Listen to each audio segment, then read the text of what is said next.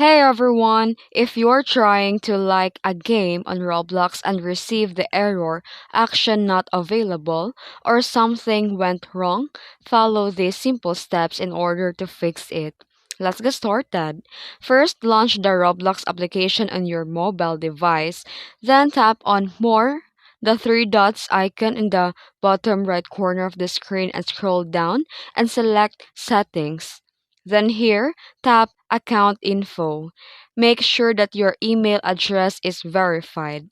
If your email isn't verified, tap Add Email. Then enter your email address and press Add Email. Check your inbox for a Roblox verification email and open the email and click Verify Email.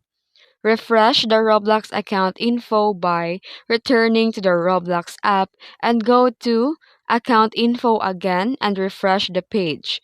Your email should now show as verified. Then here go back to the home page in Roblox and select the game that you like. Make sure that you have played the game for at least once before. Tap the thumbs up or thumbs down icon to like or dislike it. After verifying your email, the error message should disappear and you'll be able to like the games without issues. And that's it. If you found this video helpful, don't forget to like and subscribe for more tutorials. Thanks for watching.